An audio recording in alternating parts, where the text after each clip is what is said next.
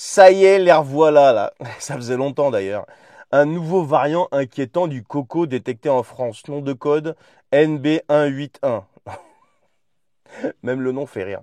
Non mais calmez-vous, hein. 4 cas recensés, 4, pas 4000. Mais l'alerte est déjà lancée, comme par hasard, juste maintenant. Tu vois, le timing est parfait, comme toujours d'ailleurs. Tu as toujours des ingénieurs du timing chez eux, tu vois. On dit, tiens, on va le mettre à ce moment-là, tu vois, c'est le moment propice. Et d'un coup, ça repart. Échappe à l'immunité. Contagiosité potentielle.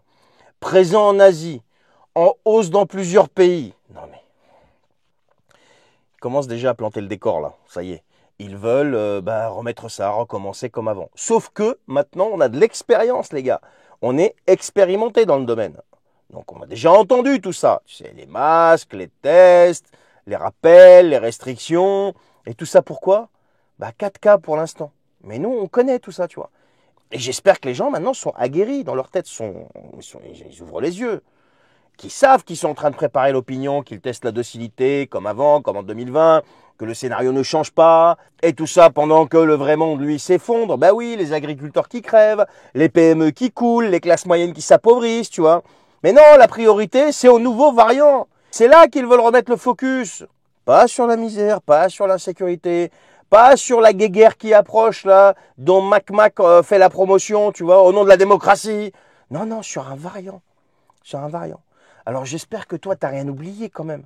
Tu sais, le pass, les suspensions, les humiliations, les amendes, tu sais, les familles séparées, les gens seuls, les enterrements interdits, tu vois, les soignants traités comme des parias, comme des criminels, les enfants masqués pendant des mois, les traitements interdits, les effets secondaires qu'on a aujourd'hui et qu'ils ne veulent pas reconnaître, tu vois, tout ça, quoi. Parce que derrière tout ça, tu as aussi des milliards pour Big Pharma. Oui, il y a eu aussi ce fameux jugement, tu vois, pour l'histoire des SMS, dont tous les députés se foutent. Il n'y en a pas un qui réclame à Madame Ursula. Ursula, le jugement, il est là. Il va falloir que tu donnes les SMS, tu vois.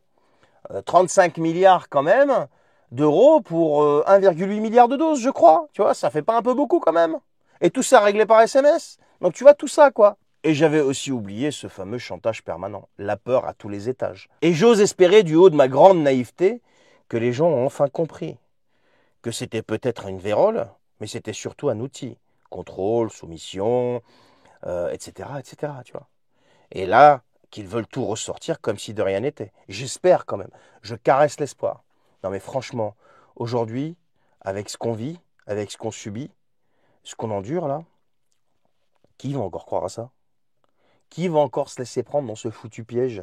Dites-le moi en commentaire, les amis. Dites-le moi en commentaire. Est-ce qu'à votre avis, les gens ont compris ou pas? Je sais pas. Allez, partagez cette vidéo s'il vous plaît et je vous souhaite une bonne journée.